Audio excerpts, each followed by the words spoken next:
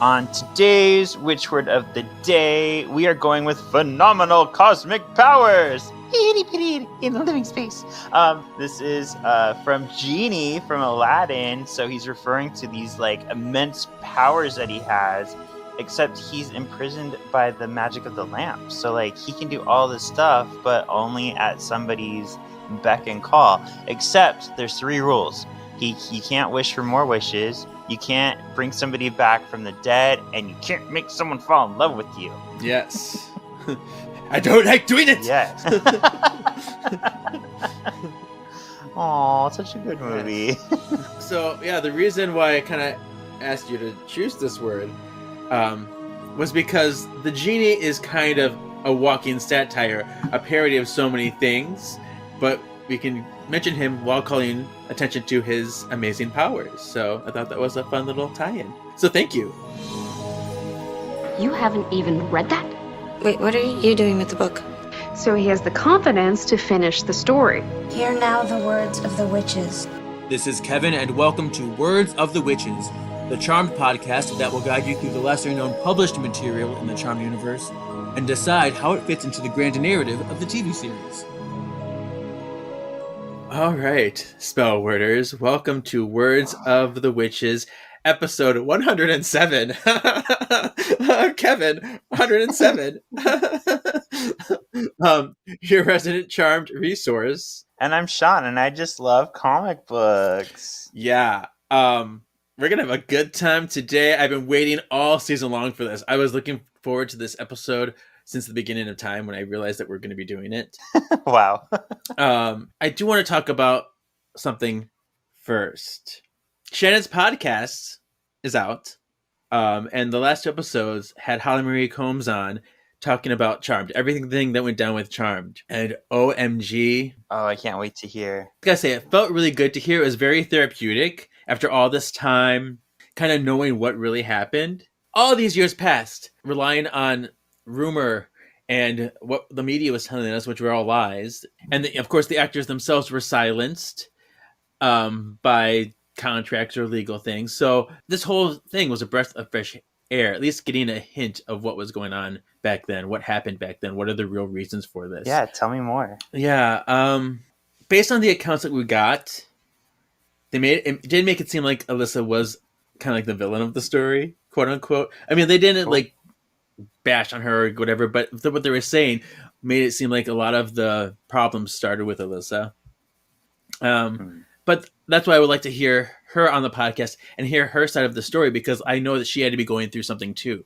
Well, they mentioned the novels and comics too. Holly mentioned the novels and comics. So I was like, ooh, exciting. I know a podcast you can listen to for that.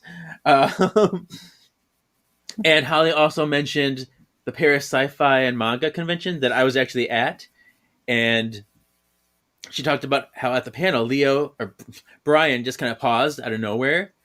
And he had like this epiphany moment where he just turned and he says, "I'm so sorry." And no one really knew what he was talking about, but it was him realizing how his relationship with Alyssa at the time might have been hard on her and the other, on the whole dynamic. Oh. Shannon Doherty was in fact fired. She didn't quit, but she was told by her people that her career would not survive another firing. So she had to tell people that she left willingly. She had no idea. No one knew. And Alyssa actually had she was working on a case documenting all these places in the workplace where she felt like it was a problem. And so they couldn't fire Alyssa because she was working on a way to sue them if they fired her. And Holly wanted to leave the show too, because she's like, the whole reason why I'm doing this show is because of Shannon. And now you want to get rid of Shannon after you just hired her again. And so she wanted to quit the show, but they said, you can't. Wherever you go, we will dock your wages to compensate for the loss that you would cause us by leaving the show. So even if she got even if she got a job bagging groceries, they would dock her wages for that. So she was kind of forced to continue the show. It's just a lot of crazy. I can't believe they would be so fickle as to dock her pay. Listening to it actually got me kind of emotional, because not only did the series mean much to me, but you could tell it meant a lot to them too. I mean, we always knew, but having them vocalize it and seeing how passionate they were about the show, It was really beautiful. Like, I blame the industry, the legalities, the execs who were so, because pretty much they were in an environment that was catered to pin women against each other. Yeah. They only cared about the bottom line. They only cared about making money, not about the women, not about making a good show. It was all a system to be able to control these stars, control the women. It was awful. I know Alyssa has mentioned it in her book and apologized or took blame for some of the things, which I think she is sorry for. But I think I also blame the environment that they were raised and the industry at the time. Nasty stuff. So the true success of Charmed, I attribute to Constance, the original team, and the actresses who were completely dedicated to those stories and those characters, fighting through the challenges, being steadfast, and so they're the real heroes of the show that sold it for me. Yeah. And they gave us something special. So, but today we're going to be poking fun at that something special. With love, but still, it's fun at Charm's expense. You are warned, people. Don't be offended by this episode. We will be talking about Harmed, which was a satirical comic started by this guy named Pains, and they were directly parodying, that's a hard word, the Charmed series constantly. It was all a Charmed parody. And they started in 2004 when Charmed started the 6th season, and then it continued through 2006 after the show ended, and continued a bit after the show ended. There's actually very little left about them online.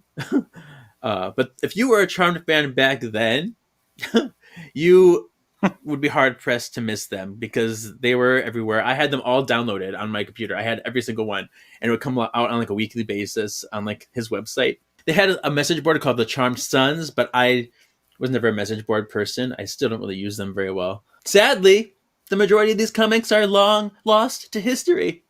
I wish I had them all. No.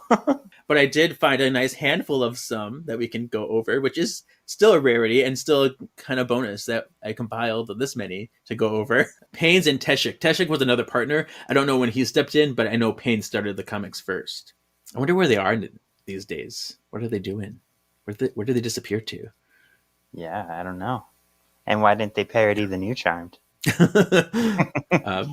it was a parody of itself. Right. I do want to preface before we do the comics that due to the nature of parody and satirical humor in general, it goes without saying that much of what we will be covering will be a You Look Familiar moment. Okay. I will make a point of addressing the references as they come up, but I will not be yelling "You Look Familiar" at all during this because that would be just too much. Just know that it's a parody. They're bound to happen. They're bound to be there. And I'll mention the references when they show up. I will, however, make some You Look Familiar posts. Just do side-by-side comparisons of some of the things we see, just because I think that might be fun to see. But I'm not going to do it for everyone. But be on the lookout on the social medias for those if you want to see some of the side-by-sides. Since we are doing the parodying, I think it's only fitting that we use the plur names for the sisters while we cover it. Yay. So let's lay them all out there, see if we remember them. So we have Podge. Podge, Febois. I think we should use Peeper. Peeper, okay. Because that was what the wizard called her on the show. It was like, Peeper is it? She's like, it's Piper. So Peeper would be fun. And we don't have one for Prue. So we have to come up with one for Prue. Poo. How about Pwr? Pwr, okay. It's the plur Pwr. Yeah. Pwr. Pwr. So it's Pwr, Peeper, Febois, Podge. I love it. And they will only be referred to as those names as we cover these comics. Perfect. And I'll make a new design on the merch store with those names. So people, and then if you know, you know. If you know, you know. So we're starting off all the way in episode 1. Jeremy is about to kill Peeper, and he's like, prepare to die, wait! And Peeper's like, eek! And she freezes him with a foomp. A foomp. This is my favorite onomatopoeia of this whole thing. Foomp. Like, we didn't get that in the comic books. I know. So then Peeper's like, typical. I finally find an attractive non-gay guy in San Francisco, and he's a warlock who wants to kill me. Wait a minute, though. I've got this cool freezing power now. So Jeremy wakes up in bed holding a huge-ass fucking vibrator. So, hey, how did I get here? And Peeper's like, shut up and keep still, Jeremy. They're naked, too, and we get another foomp. I mean, I'm only going to imagine what's making the foomp sound this time. So yeah, that's our first Harmed. Copyright 2004. And I try to keep these in a reasonable order. I don't know if they'll necessarily on release order or not, but hopefully they make sense. Yeah. The next one has February in the basement. And we see the Woogie Man, like, in February's shape. Phoebe, are you enjoying the new power I've put on your fingertips? And she goes, I sure am, Woogs. Really enjoying it, if you know what I mean. And she, like, puts her hand down her pants. And then the Woogie Man's like, are you getting off on this? Ew, stop it. No. And she's like, hey, get your smoky ass back here. You just remember who's really in charge in the manor. He goes, eek. Eek. So next up we have all three sisters in this new little one, and they're like, it's the Woogie Man. And he's like, oh, for Christ's sake, how am I supposed to build a reputation as a terrifying demon if you keep calling me the fucking Woogie Man? And then Purr is like, we're sorry, what about the Shadow? He's like, oh, please, why not just call me floaty black blob thing and be done with it? And I think that's really funny because of the way that they interspersed both terms in the show. Sometimes it's the Woogie Man, sometimes it's the Shadow, sometimes it's the Nexus. Nobody really knows. And notice too, Prue's eyes are like way off from each other. Yeah. Do you get why that's funny? No. Because Shannon's eyes are like that in real life. Oh, poor Shannon. I only ever noticed it when she looked into a mirror when I could see it, but I have a friend who used to call her, because he grew up during 90210, and they used to call her Weird Eye Brenda. Oh, I see it. It's very obvious when you know what to look for. Yeah. So Shannon always had that, but these comics are really exaggerating that because that's what satires do. Oh, speaking of, the next one. All right. And so we see Brad Kern with his long chin and big old ears with Constance M. Burge, creator of the series. And it says season 1 as they're looking back on the dailies. And Constance is like, I don't see why you want to change the way we portray Prue using her power. I channeled it through her eyes for a reason. And then the director's like, I'll run the tape. And then you zoom in on Prue's eyes. It goes, sweet. And their eyes are like, way crooked. And everyone like turns their face like, oh. Huh? And they're all like shocked. And Brad Kearns is like, maybe she could just wave her hands or something. Hysterical. How rude. Yeah. All right. Next up, we see Purr. Somebody's not calling them by their plur names, sorry. Kevin. Purr. Purr. I failed. She's sleeping, and then suddenly it looks like Leo orbs in, and he's like, he whispers to her while she's sleeping, if Piper marries Dan, Jenny will be part of your family. And then at breakfast the next day, Purr is with Peeper, and she's like, I heard somewhere that washed up baseball players are statistically the most likely to use drugs, steal, and have tiny maggot-like dicks. Anyway, who are you going to choose, Dan or Leo? Everybody hates Jenny. She's like, ew. She's like, okay, so, Dan's out, right? Peeper, Dan's out, right? Right, Peeper? Did the sisters ever see these or comment on these? I've never heard them comment on them. Okay, just wondering. I mean, this was when the internet was still a thing, but it was not like it is now. No social media really. It was very like message boards were huge at the time. So that's what makes sense that these were there. And I think only Charmed fans knew about them. There are so many Charmed fans today that never even heard of these, know where to find them. So we're providing a great public service here at this podcast. You're welcome, Yes, fans. we is. Thank you. So the next one I have is Febois and Puer. And Febois has got her spidey sense. She's like, ah! And then Puer is like, Phoebes, what's wrong? And Febois says, I just had a horrible vision. It was about 6 years in the future, and there was some starved, tattoo-covered hag with awful hair in the manor. She was either a demon or the world had fallen into Mad Max-style post-apocalyptic anarchy. Either way, she looked scary. And Puer is like, punching her hand. She's like, for her sake, I better never see her. And then Febois is like, it's funny. I don't think you will. So she's talking about her future self, and she doesn't know it. She's talking. Wait, Febois talking about herself? Yeah, she's talking about season 6 Phoebe. She's talking about. Oh, sad. So she's like, I had a vision of this crazy woman, and then she's like, I hope I never see her. And that's where she's like, I don't think you will, because she won't be there. Yeah, you'll be dead. Oh, I see what's happening next. We're getting some Lady Hellfire action. Yes. So Puer walks in and she's like, wow, I look good in leather. And Peeper's like, this Miss Hellfire just tried to kill us, and now you're trying her wardrobe? Puer, promise me you won't steal any of her clothes. Okay, I promise. Or her jewelry. Huh. And then we see, Febois like, hey, when did Puer get an SUV? And Peeper's spitting out her coffee and her drink. It's like, dang it! Why didn't I say cars? Yeah. This is a parody of Witch Trial when Febois first sees Jenny and she's having a heart-to-heart about Kit the Cat and tampons. And so Jenny's like, the first time I met you, I had barged into your house, tried to call Saudi Arabia, and went on and on about tampons. You must hate me. And then Febois like, of course I don't hate you, Jenny. In fact, I'll go and buy you some feminine hygiene products for your first day at school right now. And then you see Jenny in school. And she's holding a sign that says Super Claudies. And she looks like she's wearing a diaper. As she cries and the other girls laugh at her. It says absorbent panties for heavy flowage.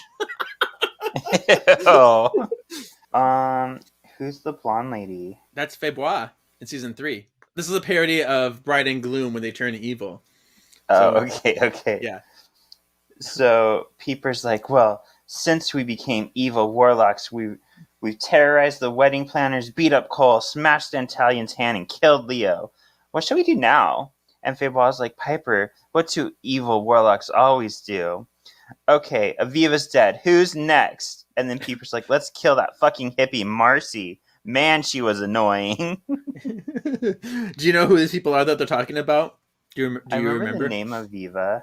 Aviva was Danielle Harris. She was the witch in season 1 that Kali gave the firepower to, and she stole the cat and everything. They kill her. And then Marcy was that one from Miss Hellfire who was like saging the house. Oop, I tried to keep phrasing. Next we have Dressing with Eilish, Eilish was the costume designer on the show, for those who don't know. They love her. There's actually a picture of her in season 4 at the wall at Paige's work with her and Rose. But so this is Eilish. They made her kind of like this beefy woman over here.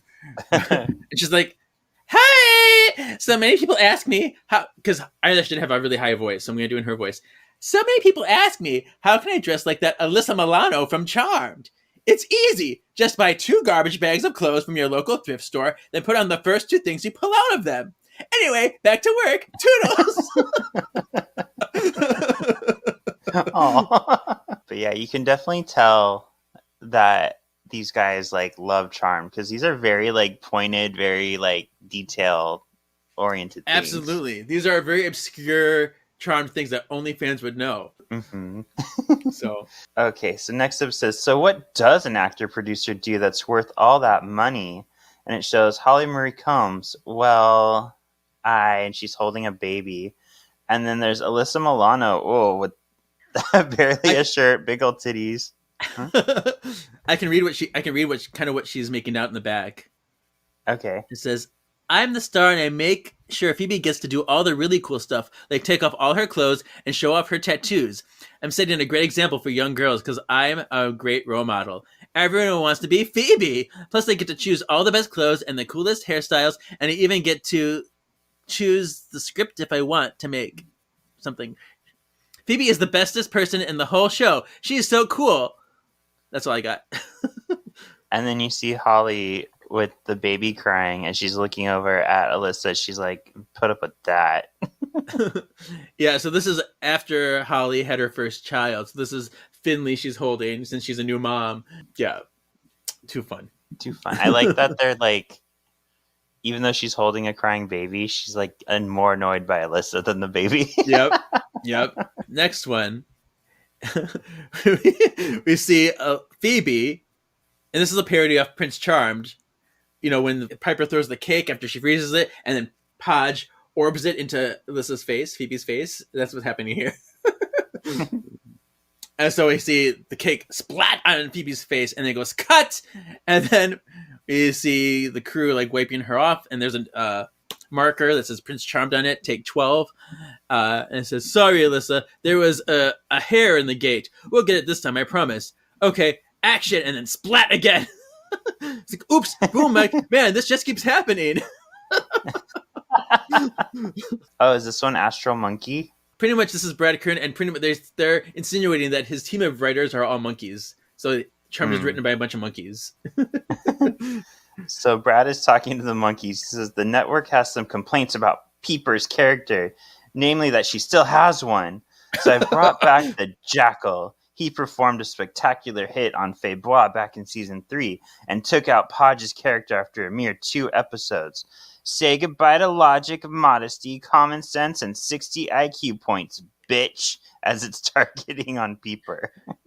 This one I didn't get as much, because I'm like, I don't know who, I think The Jackal is a 1997 movie that I looked up, but I never saw it. And I was trying to get what they're referring to, Phoebe in season 3, maybe when she got shot in The Good, the Bad, and the Cursed. I didn't understand this one as much. Yeah, I don't get that one as much. All right. Oh, this one I love. So this is a parody off of that old black magic when we had that waste of space, Kyle and Tuatha's wand. And this is where Leo's trying to teach him to fight. So we have Leo and Kyle. He's like, Kyle, if you don't learn how to use this wand, Tuatha will destroy the world. Kyle's like, wine, not worthy. Sulk, just a kid, wine. And then Leo looks, he's like, are the sisters still in this house? He's like, no, wine. Then, as he's picking his nose. And the next page, we see Peeper come in, and she's just like, oh my god, how did the wand end up in his mouth? And then Leo, he's got his like rubber glove on, and it's like the hard way. And we see like the wand sticking out of Kyle's mouth so I had to go up his butt, which I'm like, see, Leo's bisexual. Leo's bisexual, further proof. But oh my god, she's like, yeah, I'm good at fisting. But oh my god, hysterical. Oh, we have Shax's next. So it says up here, yes, death by wall is a sucky way to be written out of a show, but it's better than the earlier endings. And it shows Prr, and she's speaking to Shax, and she's like, there's no peanuts in this, right? I'm allergic. And then he's like, no, this is just a jelly sandwich.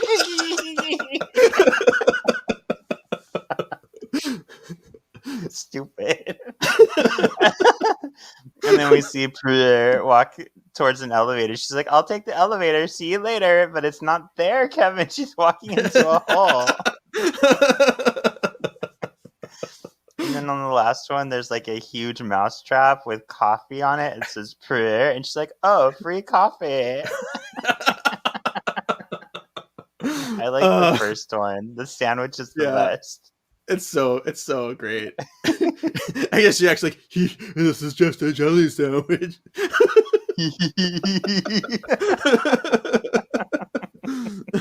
So now we're in, are you ready for season 7 of Charmed? And then we see Faybois naked on a brown horse with her crotch tattoo. And we see her Leslie Pumpkinhead behind her. with Podge.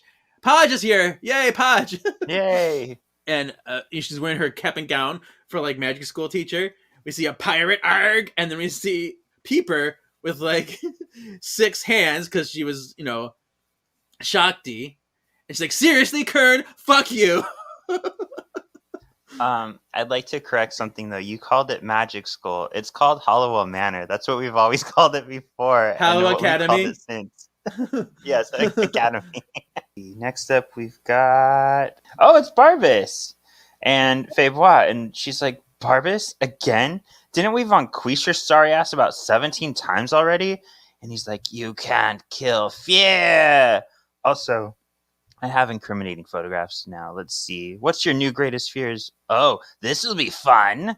And then behind her is Purr with a gun. And she's like, hi, Phoebes. I'm back. Now let's discuss the whole leave me to die while you fuck your boyfriend in the underworld thing. Oh, no. So now we see a side-by-side of all 3 sisters, and it says, what occupies the minds of the charmed ones? Discover the shocking truth below. And we see Peeper, and it says, martyrdom, guilt, desire for normal life, urge to clean, stress, withering sarcasm, panic, repressed rage. Yep. And then we see Podge, and it says, forgetting I can orb stuff, weak sarcasm, pouting, low self-esteem, color coordination. Nope, we X that one out. Pulling faces. And then with Febois, it says, me! Me! Her teeth. I know. All right, next one. We see Brad Kern with the writing monkeys. He's like, okay, my monkeys, we've done pirates, so what supernatural bandwagon should we jump upon a year too late? Should we next jump upon a year too late? And then we see the monkey holds up all these movies, Shaun of the Dead, Dawn of the Dead, Resident Evil. He's like, zombies are in at the moment, sir. Good work, monkey number 3. There'll be an extra rock of crack for you tonight. Crack monkey. He's like, and so in 2005, we see Febois. She's like, hey, I'm standing right here. And there's zombies going, brains. And this was actually predicted. This was actually before they made the zombie episode. So it's kind of funny. Really? It came true. That's funny. And they pick on Phoebe a lot. She's not that dumb. I know. Oh yeah.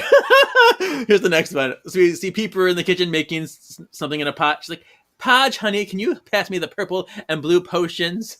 And then Podge hands Peeper a green and orange potion, and Peeper's like, And then she looks at Podge and her terrible colorful outfit. She's like, suddenly it all makes sense. Podge is like, what? What? She's got turquoise shoes, yellow pants, and an orange and pink tank and green necklace. She's like, oh, those colors. Oh, I like that one. Who's this guy?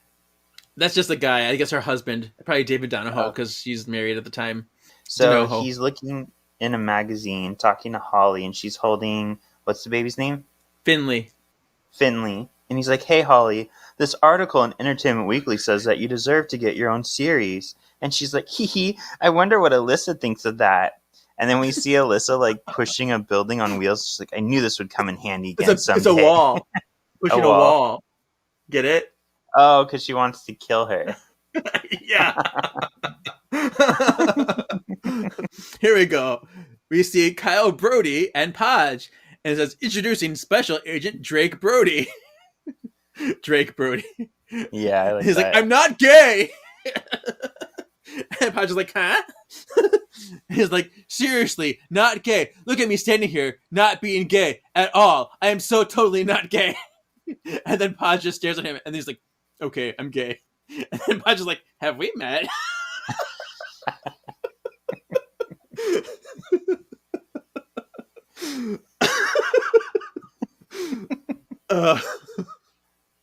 Were That's there good. jokes that Kyle was gay? That's news to me. I wonder if the actor's like in the closet. Well, you know what? He was gay on Dawson's Creek. So maybe that's why. Okay. You have Elvira Oh, no. out here. I know. She looks like Lydia, like Lid Vira. Oh yeah, she does. She does. Yeah. She's like, at last, I finally found the Charm Studios again. And the monkey's like, who are you? And she's like, my name's Continuity. I used to work here. And he's like, never heard of you. And she's like, it was strange. I came in one morning and found my parking space had been painted over and the locks changed.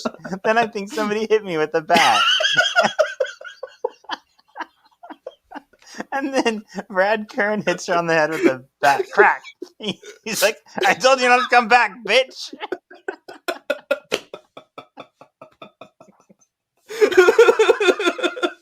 Oh, that's so good. This one's my favorite one so far. Oh, I love it. Oh, yeah, that's my favorite too. All right. Now we see Faybois. She's like, morning, Woogs. What's up? And the Woogie Man's like, just checking the job pages, Phoebes. This whole spiritual nexus gig isn't paying. I need cash. And then Faybois like, that possession trick's got to be worth something. Say. And it says, and so years later, we see this guy like gnawing off scrubbing his hands clean. He's like, Jesus, I fucked Phoebe Halliwell. What possessed me to do that? Shit. Oh, God. All right. Next, we see a demon getting thrown into the clock, and it's like, crash. Yeah. And then we see, is that Faybois or Piper? That's Peeper. A Peeper. She's like, God damn it. Every time we fight a demon in the manor, it smashes our fucking clock. What's the deal with that? And then we see the Source owns the Source's Clock Emporium. Next, we see Faybois and Peeper, and Faybois says, look, one of us has to tell her. And Peeper says, when did one of us become a synonym for Peeper? Anyway, shush, she's coming. And then Podge is like, hey guys, what's up? And then Faybois like looks scared, and Peeper's like, Podge, honey, we were wondering if you knew that you've got a little teeny tiny bit of facial hair. And then Podge is like, oh man, is it really that noticeable? She's got this full mustache, handlebar and all. And I didn't realize this, but apparently there must have been an episode where you can see some of her peach fuzz there, and they ran away with it, you know? Yeah. So then we see Brad, and he's like, hey, Shannon, Brad Kern here. Say, it was a real shame to hear that North Shore got canceled. So I guess you'll be trying to find a new job, huh? Well, if you're real nice, I might be able to swing you a guest shot on Charmed. And then as the three sisters are standing there, they hear, fuck you from Shannon. And Holly's like, that sounds like Shannon, but it can't be. She's in Hawaii. We still got mustache Podge, and Peeper is covering the baby's ears. Oh. Where does Shannon get glasses that are crooked like that? Sunglasses. Crooked Glasses R Us? I don't know. Yeah. And the next one, it says, Harmed presents When Physics Met Fantasy, and we see Faybois Halliwell, 1998, weight 112 pounds. And she goes, hiya! And she kicks a demon. And then it says, Faybois Halliwell, 2004, weight 12 pounds. And she goes, yeah! And she like cracks her leg because she's so frail and thin and bony. Oh. This is Morelli Bites. So he's like, burn, witch. And we see a witch going, aye! And then we see Faybois had the premonition. She's like, oh my god, oh my god, oh my god. Lesson learned, I'll never punish the guilty again. So that's Faybois burning in the future. And then we see in the future, but not that future, Podge is like, I could have just orbed the fucking gun.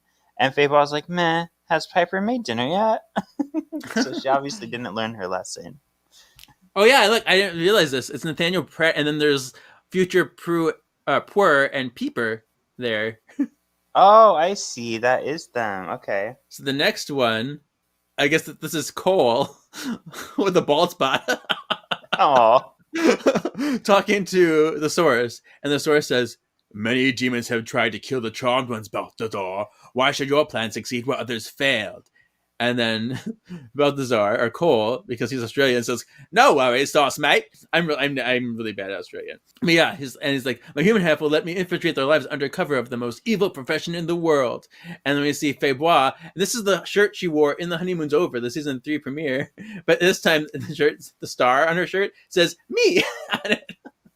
She's on the computer. It says, "Hot teen witch action. Greetings. A business proposition from Gehenna. Who's sending me all this spam?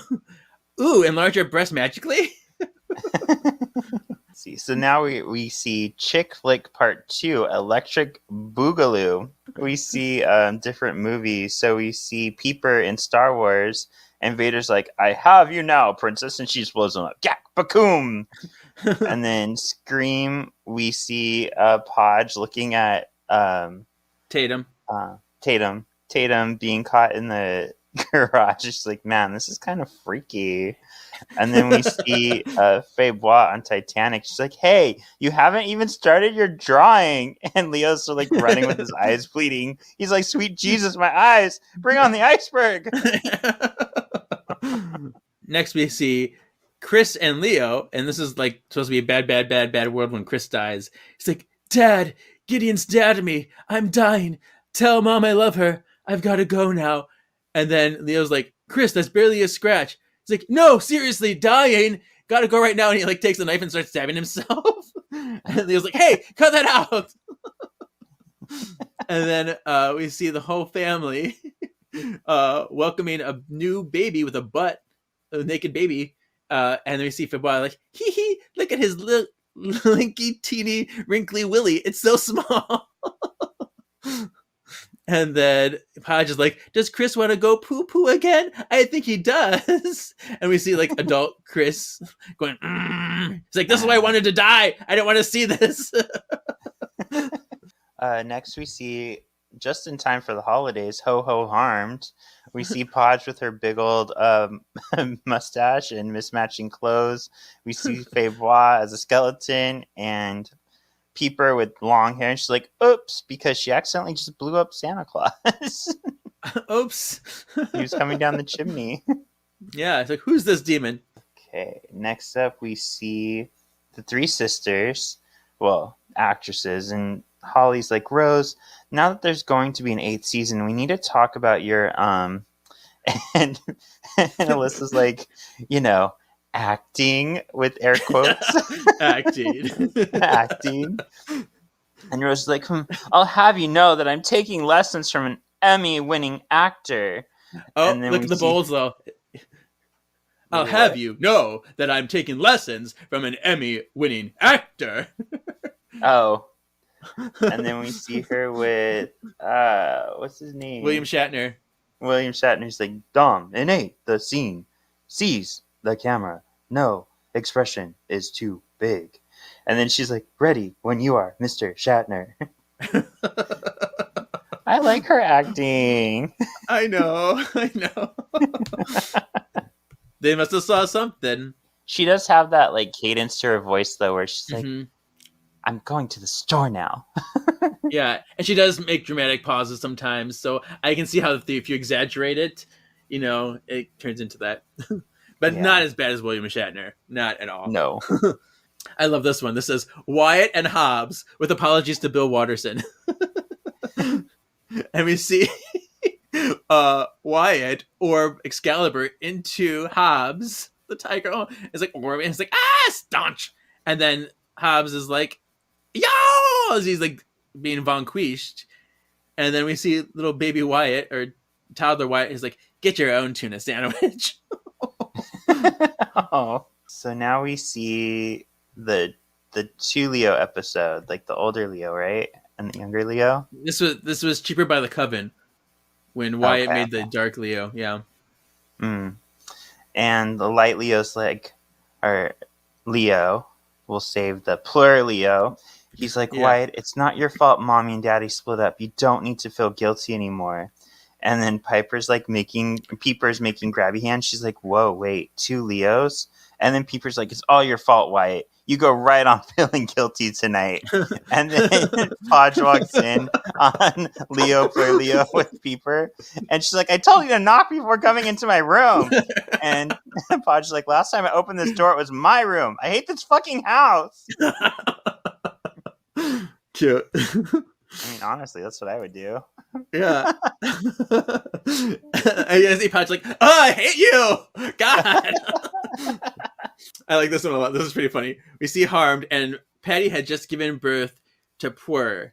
And then the doctor's like, congratulations, Patty, it's a girl! And Victor's like, our first daughter. Hello, Puer. And Grams is like, don't talk to her, Victor. And the doctor's like, Puer Hallowell, what a lovely name. And Victor's like, whoa, wait, you mean Puer Bennett, right? And Grams is like, Hallowell, Bennett. And then the doctor smacks Puer's butt, and then Puer looks at him and uses her telekinesis on the doctor and makes him lose a tooth. It's like, sweet. And then both Grams and Victor are like, Hallowell. Hallowell. Super cute. Super cute. I love the baby Puer face. All right, next up is this what's her name? That's Sheridan. She's talking to Daryl, and Sheila's there, and Sheridan's like, you're a disgrace to the badge, Morris. I know you're protecting the Hollowells, and when I get proof, I'm gonna bust your sorry ass. Now move your butt.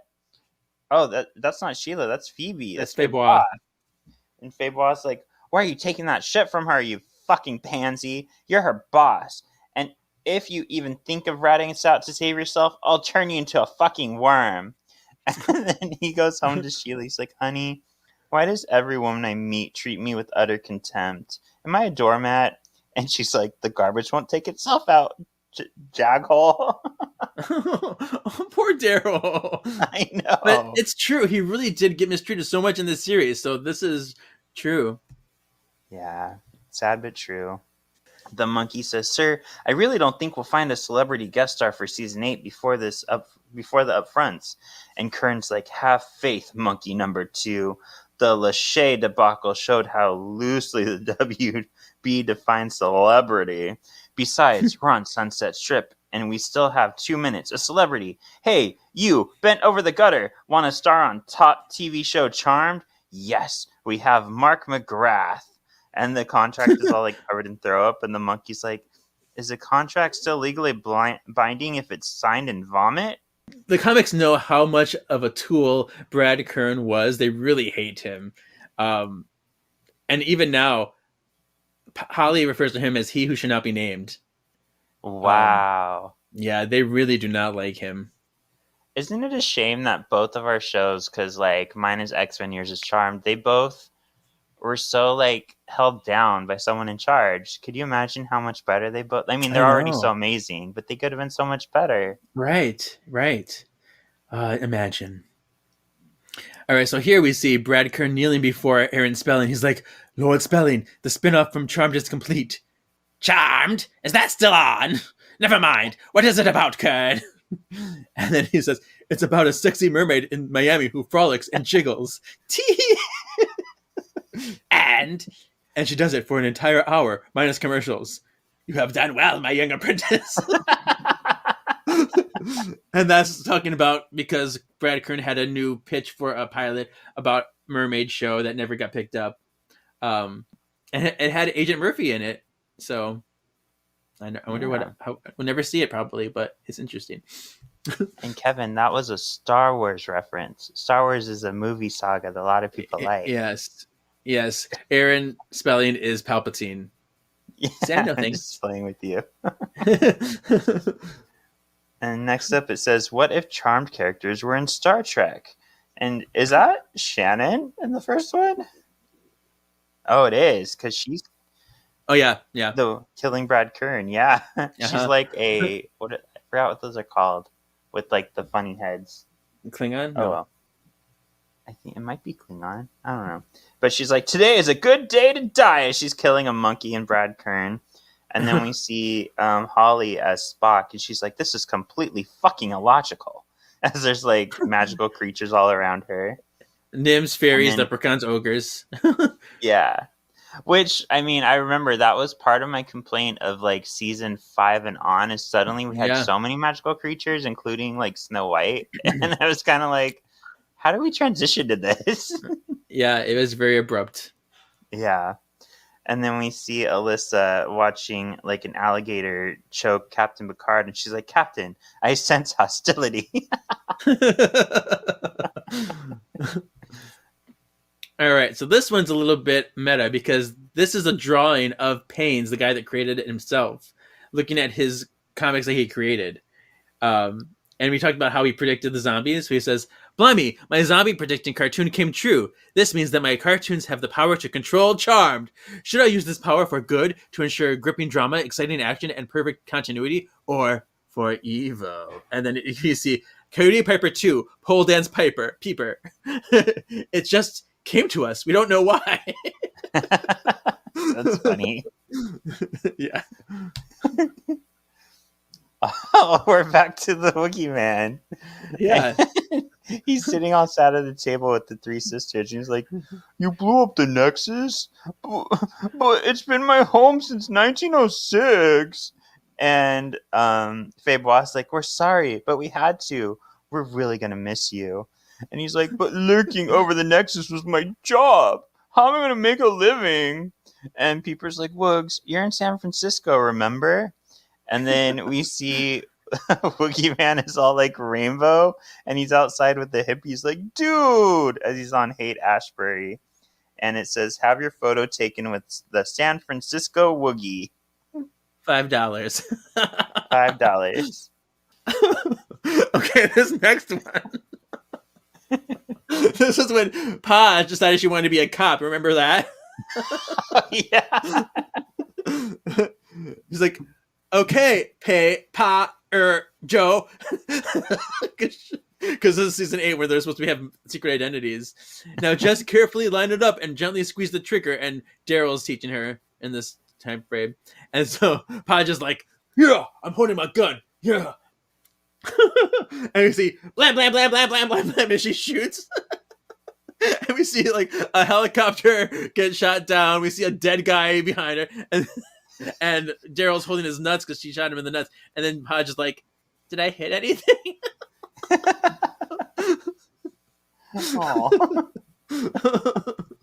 We see Holly, and is that that's Alyssa behind her. Yeah. They're in Brad Kern's office, and Holly's grabbing his shirt. She's like, hey, fuckhead, what's this crap about you firing Brian? And Brad's like, well, with the budget cuts, we have to focus on the most popular characters, like Billy. And she's like, everyone fucking hates fucking Billy. And he's like, nonsense. Here's a letter saying that fucking Billy is the most popular character on the show. And it says, Dear WB, I love fucking Billy. She is the best babe on Charmed ever. ever. Give her her own show. We love the mermaids. And no old hags. Love B or whatever. And then Holly's like, in your handwriting? And Brad's like, there are hundreds more like it here.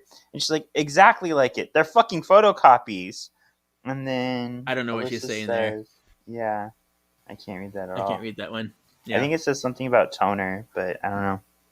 All right. So the next one is the parody of the Charmed official magazine. So it's like a cover of the Charmed official magazine. We see this big old picture of Shannon holding a truck and a action figure of Faybois.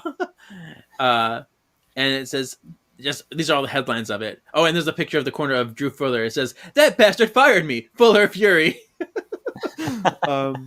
On the top it says, shiny hair tips, 4-dimensional manor floor plan. No Nick Lachey. And then it says, current to the WB, greenlight season 8 or I'll kill your kids. And the biggest one says, don't fuck with Shannon. Revenge is best served cold. I never miss. And then we see in the picture of Peeper, it says, baby, husband, shitload of money. Why Holly Marie Combs really doesn't have to give a crap. Was Alyssa like hit by a car or something? I don't know. I don't know what that car has to do with anything, but oh, I know why. Because Shannon was arrested for DUIs around this time. Oh, okay. That's why. Yeah. Is this fucking Billy? It is. Oh wow. She looks like such a like Mean Girls mom. She's talking to Peeper and she's like, Magic Soul's been like, totally taken over by demons. You should like do something about it. Or if you're, too old and stuff, I can take care of it for you. And then Feybois like, the annoying little snot had a point, Peeper. We really should do something about Magic School. And then we see her with gas and she's like, I've got the gasoline and matches. And Peeper's like, and I just drank 2 liters of orange juice and man, I cannot wait to pee. Let's orb. And then we see Podge just like fucked out of her mind drinking Coke and lifting her leg up. All right, this one's pretty funny. It's a full page of like a standoff between the sisters and fucking Billy and Cunty Christie. And we see Peeper, she's like, eat this, you fucking skanks! Power of blowing shit up! And then we see Cunty Christie go, power of pouting until stuff bursts into flames. Podge says, power of offensive orbing that I just realized I have. Blood pumpy organ thingy. And then Funky Billy's like, power of changing reality by thinking really hard. And then Feybois says, it's all up to me. Power of shit. I just remembered I'm fucking useless. And like, does nothing. And then we see Kablamo. Oh god. Fucking Billy looks terrifying right here. She does. She really does. She looks like a witch from The Witches. Yeah. Thoughts on them? Any thoughts? Anything you want to say before we get into our game? They're fun. Some of them are definitely like funnier than others, but overall they're creative. They're a love letter to the show because like what is the saying? Parody is the most sincerest form of flattery. Flattery. Yep. Exactly. So what we're going to do now is kind of like, it was a game they made. This is like the final farewell after the ending the message board. So this is the last hurrah. And we're going to read this game that kind of talks about the process of these comics and the goodbye to the series. What is this, some kind of game? Grimoire Games! Some people think this is entertainment. Are you ready? I'm ready. Let's do this. We're going to go over it. So it's called Harmed, the Sort of Story, based on the game created by Teshik and Pains. So, the Charmed Ones have vanquished a warlock named Teshik, but before they did, he cast a strange spell on their home, Hallowell Manor. The Charmed Ones and their family can't move out of the rooms they are in, and the only way they can move is if you, dear Charmed fan, become one of the Charmed Ones and move for them. But you can only be one of them at a time, and you can only carry 2 items at a time, so you'll have to manage your inventory carefully. Oh, there's another caveat. That Charmed One has to let you. Phoebe won't. She has her own needs that must be taken care of first, and you don't have the items needed to take care of those needs. She's still trying to get a hold of the sperm that will let her conceive her daughter, Who cares who the sperm comes from? She sure doesn't. Podge won't let you be her either. Well, let's put it this way. You don't want to be Podge until you get Peeper to do a couple things for her first. Although you definitely want your chance to be Podge. You see, thanks to Teshik's spell, Podge's powers have developed so much that if you can become Podge, you can orb your sisters or Leo anywhere, even if you yourself aren't there. Although, you can only orb one of your sisters or Leo or yourself, no one else, and you can only orb one of them at a time. But being able to do that could be very helpful in finding the others. Unfortunately, those powers also make Podge's facial hair grow even faster than usual, and her powers tend to act up when her mustache gets too long. And Podge can't use her razor if she doesn't have her medicine to calm all of her twitches. And Podge keeps her meds in her bedroom and the razor in the bathroom. But thanks to Teshik's spell, the second floor is now a trans-dimensional portal, so that no matter which room you go into, when you go out of the room, you either end up back in the room where you started, or you end up in a completely different room on the second floor. But Peeper will let you become her. She needs your help. You see, disturbed by the arrival of a mysterious letter that informed her that the Charmed Ones have been cancelled, whatever that means, Peeper has decided to make sure that no matter what happens, she'll have one perfect family photo to remember everyone by. The problem is, to get this, she knows she will have to get the cooperation of Podge and Feybois, Keep Wyatt and Chris out of the same room unless their mother is with them, so there won't be any magical sibling rivalry hijinks. Make sure that fucking Billy's maggot neck isn't in the picture. And you'll have to help Peeper recover the Book of Shadows from her. She thinks it's hers now, that Peeper and her sisters have been canceled, since she's certain that her spinoff, whatever that is, will start any moment. Rescue Leo from wherever the hell he's been frozen, and, last but by no means least, have a smile on her own face, and that might be the toughest thing of all. So guess what? You are now Peeper. You are a whining, passive-aggressive woman with long, shiny hair. The only beautiful thing about you. You're standing in the solarium glaring at fucking Billy. Fucking Billy Jenkins is a wretched little bimbo with a mouth angled at 90 degrees to the normal, a segmented maggot neck, bleached roots, and an infuriating hissing lisp. She's wearing so many layers of makeup that it's a wonder her face doesn't crack every time she opens her mouth. It's like an archaeological dig of Revlon. Oh my god. Shit. Fucking Billy Jenkins Batman has somehow wormed her or maggoted her way into the manor, and now, like the stench of a dead rat under the floor, just won't go away. She's carrying the Book of Shadows around with her because she's sure she owns it now. But where is everyone? After yelling and getting no response, you decide to try hunting. Fucking Billy Jenkins Batman grins at you and says, "Only blondes are beautiful, and I'm so blonde. I must be simply stunning." You have had it with Billy. You decide to freeze the bimbo, but good witches don't freeze. Unfortunately. Raising your hand, you try to give Billy a mighty slap, but Billy uses her segmented maggoty neck to dodge her head out of the path of the blows raining down on her. Again, Billy grins. "Screw Leo. We need to find my sister, Cunty Christie." That does it. You blast the bimbo. Fucking Billy Jenkins Batman dodges your blast, giving you a nasty, slanted, excessively lip-gloss pout in response. Now you are very frustrated, but you also know that there isn't anything you're going to be able to do about fucking Billy Jenkins Batman, so you decide to go find your family instead. Maybe they can help you figure out a way to get rid of her. First, you have to go get Paige, so you can get her to orb you places, and she was last in the attic. But first, you better go get her meds and her razor. No way you want to get lost on the second floor, but there's nothing you can do about it. You have to get Podge to help you. So you go into the hall, and then up the stairs to the second floor. By the way, the fucking stairs are fucking fake. To the second floor landing. Fucking Billy follows you everywhere you go, still being very, very irritating, constantly blathering about how beautiful she is, and demanding that you help her find Cunty Christie. Oh, how you wish you could blast the bimbo, but you knows you can't. Well, at least, not yet. Going into the bathroom, still followed by fucking Billy, who annoys the crap out of everyone on the freaking planet with her very existence, you are shocked to find out that it is indeed the bathroom, and there's the razor. Taking the razor, you go back into the hall into Podge's bedroom. Unfortunately, you end up right back in the bathroom. Grr, that fucking Teshik warlock.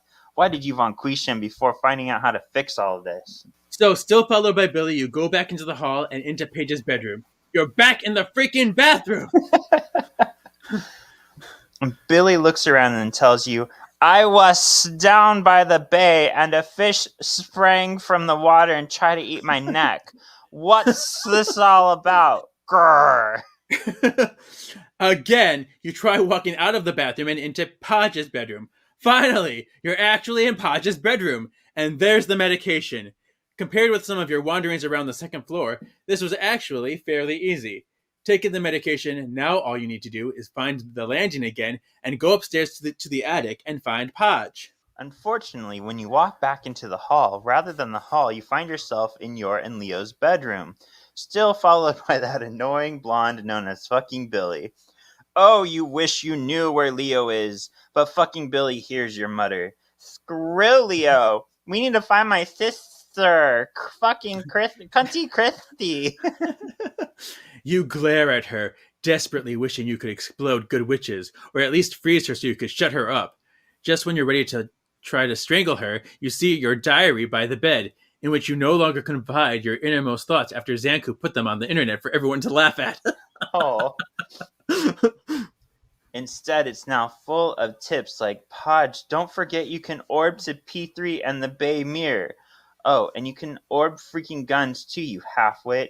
And seriously, Podge, you can orb to any room of the house, even the ones lost in the swirling transdimensional vortex of that second floor. Think about it. Oh, that's right. You'll have to remind Podge about that. Again, you try walking back into the hall. Instead, you end up in the nursery, still followed by fucking Billy. There, Wyatt stares at his mother. You gaze fondly at your son, the most wonderful, most blessed baby ever to exist. He can do no wrong, although you sometimes find his stares a little unnerving. Wyatt Aw. still stares at his mother.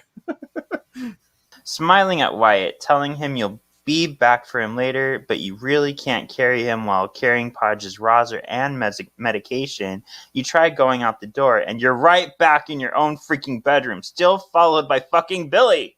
So you go back into the hallway, and you're back in the freaking nursery where Wyatt stares at his mother. Well, after an hour of wandering around the freaking second floor, fucking Billy following you everywhere you go, you finally find the second floor landing and go up to the attic where, hallelujah! You spot Podge, a spasming, pouting dimwit with too much lipstick, appalling color coordination. She's dressed in bright lemon yellow, brighter lime green, and even brighter orange, and way too much facial hair.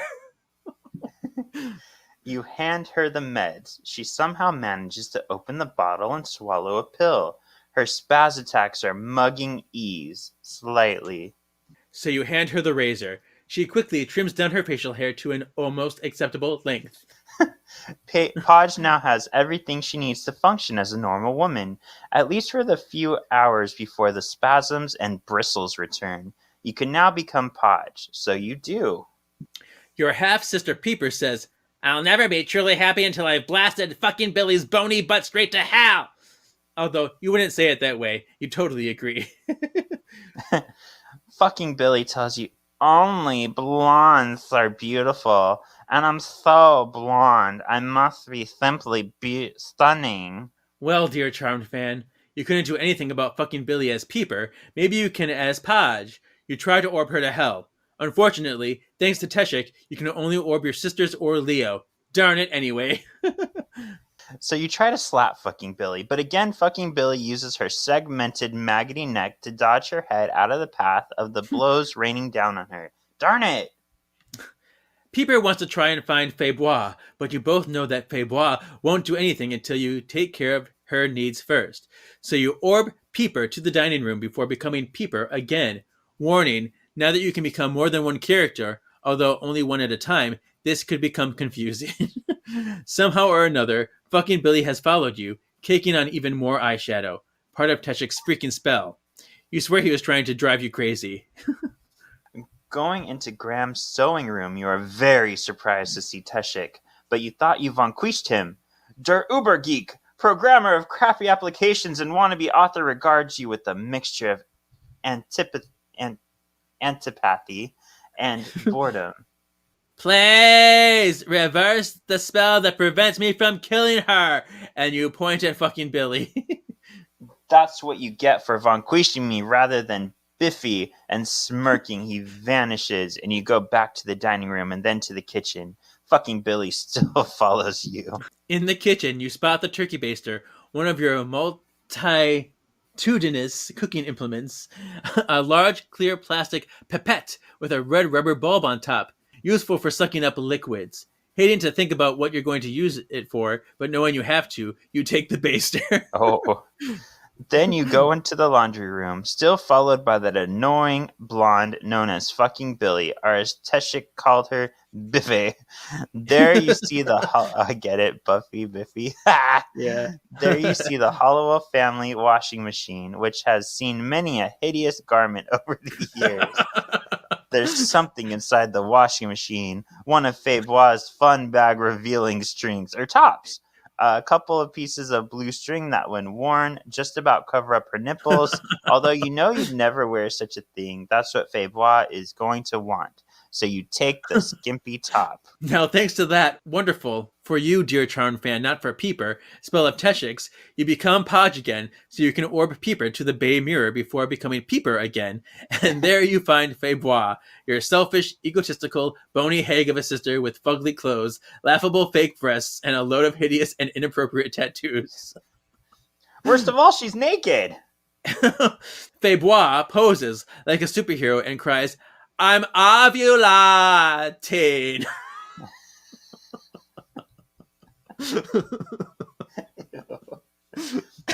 There is one good part, though. No fucking Billy. Thanks to Teshik's spell, she can't follow you out of the manor. Closing your eyes so you don't have to look at your naked sister, you hand her the skimpy top. Without a word of thanks, she takes the skimpy top and puts it on.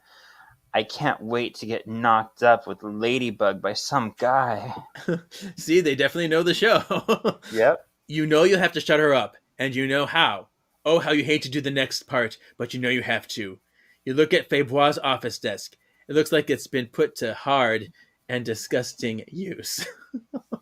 There's something on the desk. It looks like, ugh, a pool of semen. Taking a deep breath, so not wanting to do this, you use the turkey baster to suck up the semen. Ugh. You hand the baster, now full of semen, to your sister. Without a word of thanks, Febois takes the turkey baster, inserts it in somewhere you really don't want to think about, and squeezes the bulb. See you in 9 months, Ladybug! Oh. Now that horrible duty has been performed, you quickly become Podge again and orb Peeper into Febois' bedroom before becoming Peeper again. Guess who's back? Yep, you're in the manor again. You're in the manor again! So fucking Billy is following you around again. The reason why Podge is orbing you rather than doing all of this herself. Maybe your half-sister isn't as dumb as you think she is. Fucking Billy says, remember when I turned my parents into assassinations? Good times. First, glaring at fucking Billy, you look around and spot Febois' favorite pants. The ones that are cut so low that they practically reveal the base of her pubic bone. They're specially tailored for maximum cooter and tat revealage. Blurg. Blah. Taking the cooter pants, you again become Podge, or Peeper back to the Bay Mirror, and then become Peeper again, where you hand Febois her pants. Without a word of thanks, Febois takes the cooter pants and puts them on. Febois now has everything she needs to stop her being a self-obsessed hag. For now. For now. But before you become Febois, you know there's something that Peeper has been wanting to do ever since Febois had that darn vision quest. So you remain Peeper for a few more minutes, because now that you're the only living full sister, why did Parody die rather than her? It's fully dressed, you can finally give her a mighty slap, repeatedly. It's like years of therapy all in one go. You can now become Febois. I know, I don't either, but do it anyway. Let's try out some of her powers. First, let's try to levitate the desk. As Febois, you close your eyes, clench your fist, think really, really hard, draw breath, and concentrate. Oops. You blush and wish you weren't her right now. Meanwhile, Peeper is working herself into a passive-aggressive rage. So let's try to get a premonition instead. Close your eyes. Think real hard. You see yourself at the Bay Mirror greeting a guy with, "You know you want me, little pizza delivery man."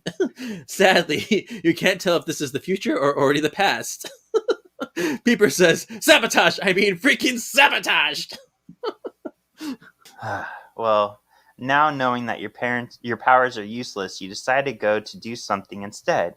First, though, you become Peeper and get her to take the newspaper that's lying on the floor.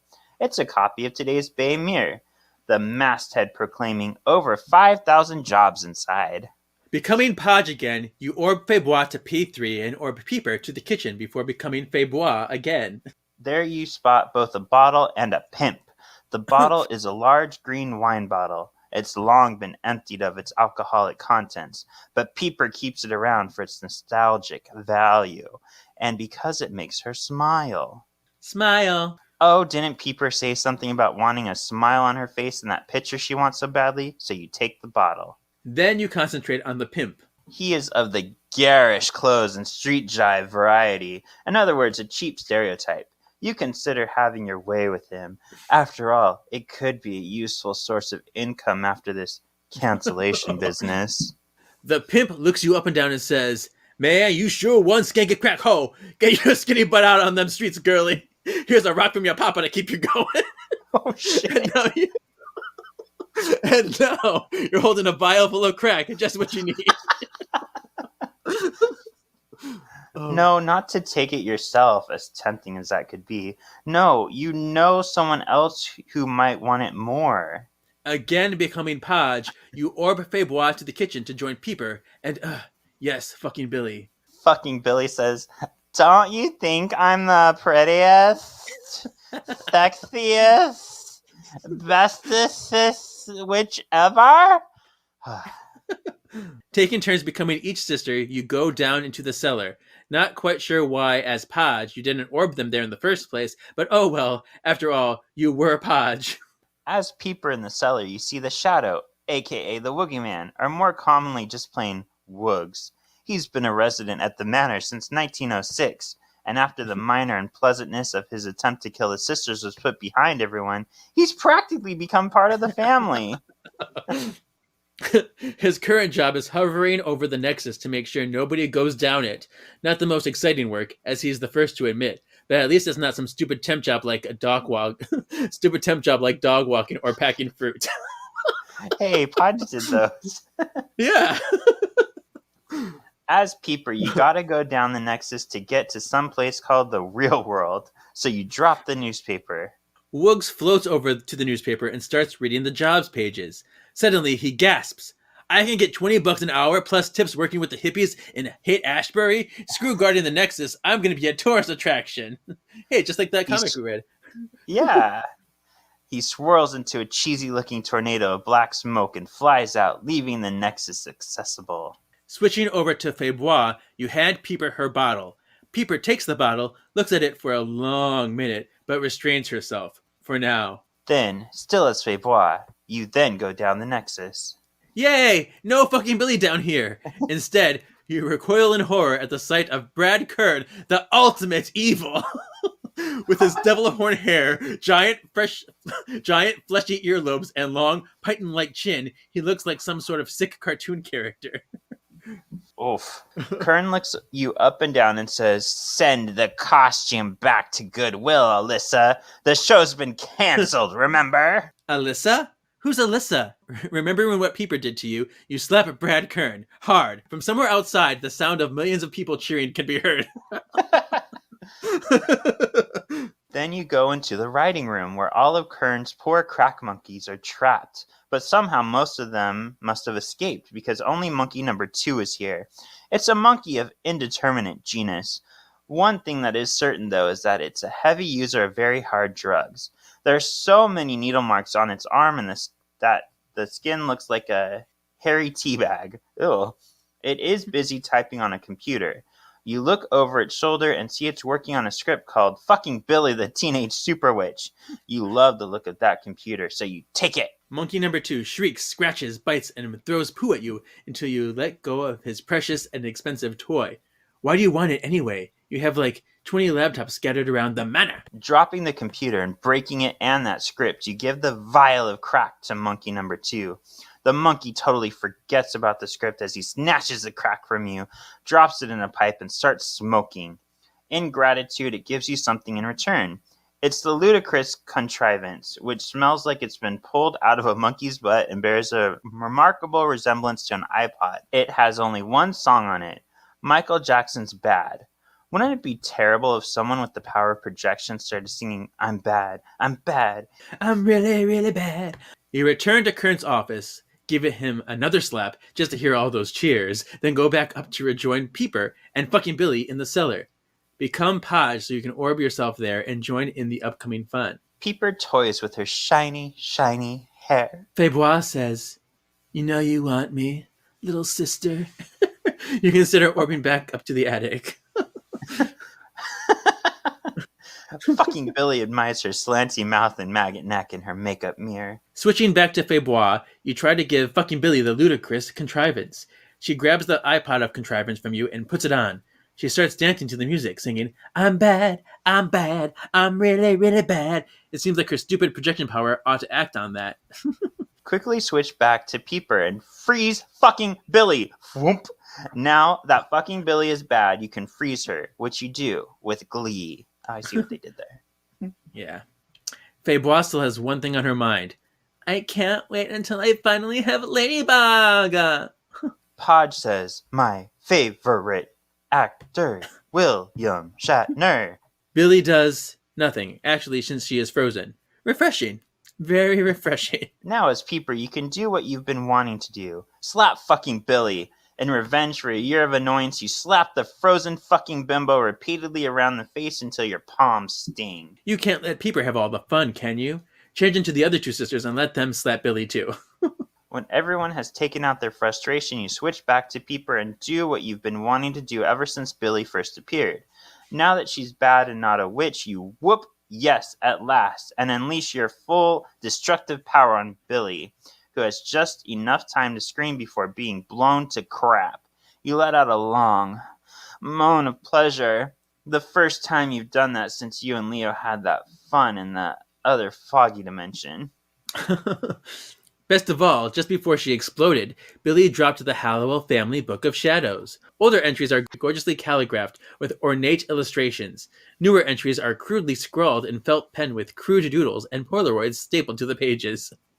The pages magically flap to a particular entry headed How to Vanquish a Nrekdrab, accompanied by a picture of a malevolent-looking man with a long pointed chin and hair-forming devil horns. It reads... Oh, it's Brad Kern backwards. Yeah, Brad Kern. It reads, this power of 3 spell is so strong it will work even in the real world, whatever that is. To carry out the Vanquish, confront the ultimate evil and use the command Vanquish Kern! Become Febois and take the book, because you recognize that picture and lead your sisters down the Nexus. Kern blinks in confusion and says, Shannon's replacement? What are you doing here? The show's been cancelled, remember? Peeper sings, Ding dong, the teenage witch is dead, dead, dead! Again, Kern blinks in confusion and says, Holy Joe, you too? I thought you'd remember that the show's been cancelled. First, naturally, everyone has to slap Kern just to hear all of that cheering. Then you all say those magic words, Vanquish Kern.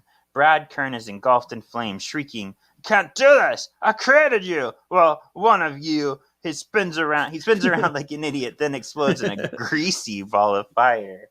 Something drops from the explosion as it dies away. It's the soul of Brian Krause, whoever he is, a glowing sphere the size of a tennis ball. A faint image of a man's face can be seen swirling inside it. Curiously, he looks an awful lot like Leo. It seems a shame to keep him trapped. The soul should be released somewhere it can do some good. Podge knows what to do. Become her, and taking the soul, you orb to the garden. There you find, how do you say his name? Pains. Drawing on an easel. The mighty creator of all things that are harmed and holy casts you in a side glance, then continues drawing. You try to take a peek, but Pains blocks you, mumbling that the comic's not done yet.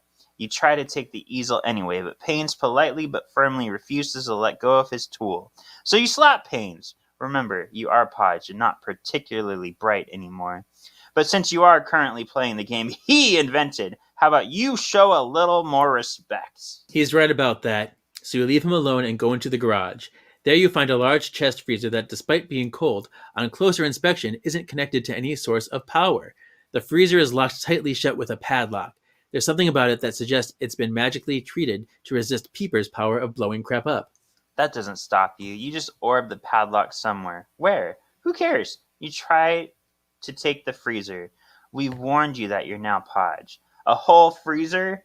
Large enough for a man? Nice try, Hulk Hogan. Opening the freezer instead, you see that inside the freezer is... Leo! Frozen in a block of ice. You drop the sphere. That breaks it and releases the soul of Brian Krause, whoever he is. The soul floats over to the frozen Leo, then passes through the ice and enters Leo's body, and the ice melts. Leo is free! Leo says, Your powers come from your emotions. Remember that. You've heard that once too many. You slap Leo. He whines, "What was that for?" and looks hurt, but otherwise does nothing. He's so much Peeper's little errand boy. For now, you just orb him to the attic so he'll be ready for that picture Peeper wants so badly. Hey, let's do the same thing and orb up there ourselves, then we'll be ready too. Now we almost have everything we need. I mean, everyone we need, but not quite. So once there, you orb Peeper to the front closet and Febois to the nursery. Become Peeper in the front closet, and there you see your other son, the one who isn't twice blessed. He's so terrified of Wyatt that the only one who he will let pick him up is his mother. Oh, that's you. You keep forgetting that you have two sons. Pick this one up. Then have Podge orb you, him, and your bottle to the attic. Now become Febois in the nursery where you can pick up your nephew. Even as a small child, he's clearly already a cold-eyed psychopath plotting sadistic death and mayhem. But you're not going to say that in his earshot. Podge might. You won't. Pick him up. Then have Podge orb you, him, and the book to the attic. There you spot Poir's old camera, set up on a tripod with a flash, ready to take the family portrait. For a good picture, the whole family, and nobody else, needs to be there, along with the Book of Shadows on its stand. Oh, and if Peeper had a smile on her face, that would be a huge help. Hey! Peeper here with her bottle so she has a smile on her face. Check. Febois here. Check. Podge here. Check.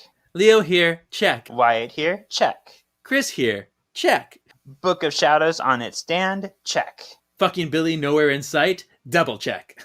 We've got everything we need for Peeper's picture. And snap! The spirit of Pure appears and takes the perfect family photo. Now the Hollowells can go happily into cancellation. And look what shows up on your screen when you hit enter. And it's the family picture. Aww. Cute.